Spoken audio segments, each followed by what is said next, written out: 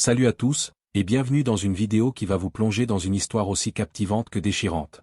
Vous connaissez Bob Marley, le roi du reggae, dont la musique a uni le monde avec des hymnes comme No Woman, No Cry et Get Up, Stand Up. Mais derrière cette légende se cache une femme, Rita Marley, qui a porté son héritage à bout de bras après sa mort tragique à 36 ans. Pendant des décennies, elle a été vue comme la veuve loyale, la gardienne de l'Empire Marley. Mais un test ADN a révélé un secret qui a ébranlé tout ce qu'elle avait construit. Un enfant caché, né d'une liaison, qui a rouvert des blessures jamais cicatrisées. Aujourd'hui, on explore l'histoire inédite de Rita Marley, de son mariage tumultueux avec Bob à la découverte qui a fracturé sa famille.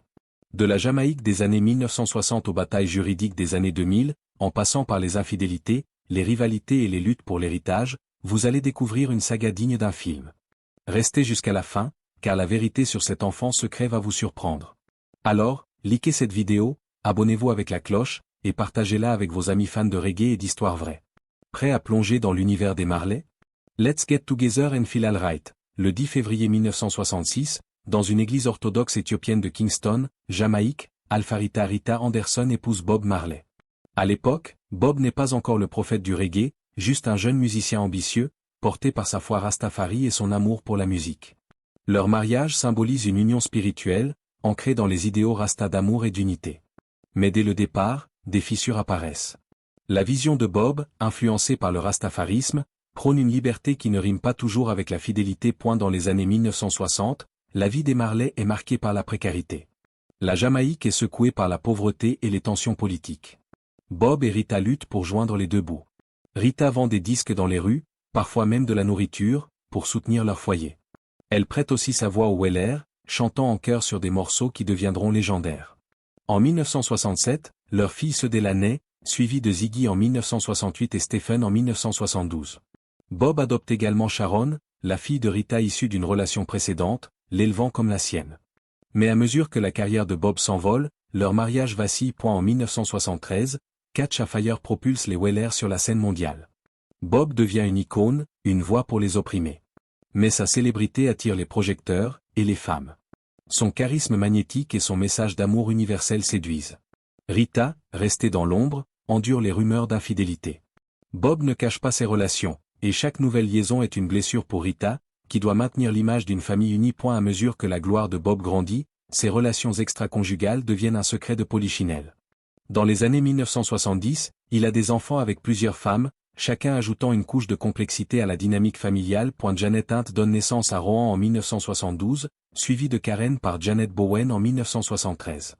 Mais la relation la plus médiatisée est celle avec Cindy Breakspear, couronnée Miss Monde 1976. En 1978, Cindy donne naissance à Damian Marley, future star du reggae. Pour Rita, Cindy représente une rivale publique, glamour et adorée, rendant l'humiliation encore plus cuisante. Malgré cela, Rita reste l'encre de la famille, gérant les tensions avec une force apparente. Puis vient Yvette Crichton, une employée discrète de l'organisation Marley. Contrairement à Cindy, Yvette n'est pas une célébrité, mais sa présence déclenche une hostilité ouverte avec Rita. En 1980, alors que Bob lutte contre un mélanome, Yvette annonce sa grossesse. Bob, affaibli, confie à sa mère Cedella Booker que si l'enfant est le sien, elle doit s'en occuper. Quelques semaines après la mort de Bob en mai 1981, Yvette donne naissance à Makeda Janesta Marley, un enfant entouré de suspicions. Le 11 mai 1981, Bob Marley s'éteint à 36 ans, emporté par un cancer. Sans testament, sa succession devient un champ de bataille. Rita, désormais veuve, prend les rênes de l'Empire Marley, gérant Tuff Gong et protégeant l'héritage de Bob. Mais elle doit aussi affronter les autres femmes et leurs enfants, chacun réclamant une part de la fortune. L'arrivée de Makeda, née juste après la mort de Bob, est un coup dur. Rita refuse d'abord de la reconnaître, voyant en elle une menace pour ses propres enfants et une nouvelle trahison. Rita devient la matriarche d'une famille fracturée. Elle se bat contre les avocats, les partenaires commerciaux et les revendications des autres enfants de Bob. Chaque décision, de la gestion des droits musicaux au contrat de merchandising, est scrutée.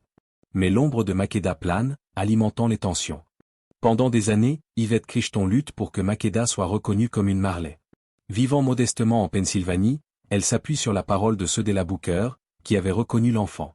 Mais Rita et ses alliés rejettent ces revendications, les qualifiant d'opportunisme. Dans les années 2000, un test ADN change tout.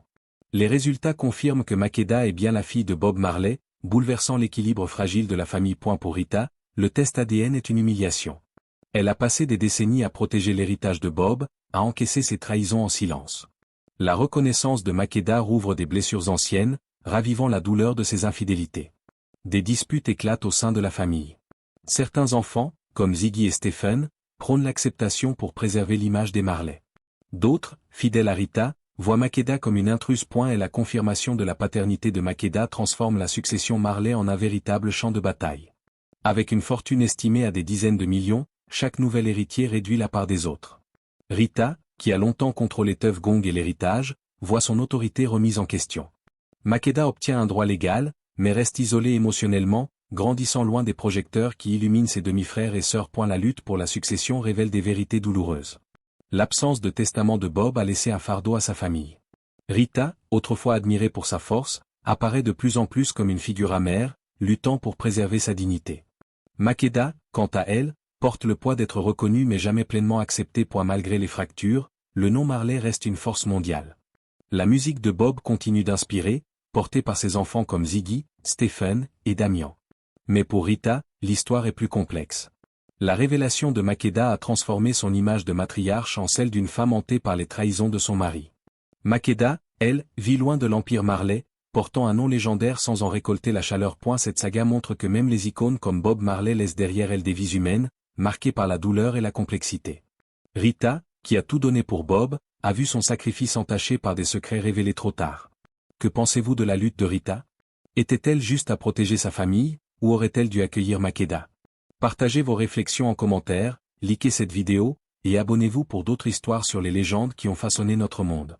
Merci de m'avoir suivi, et à bientôt pour plus de vibrations positives.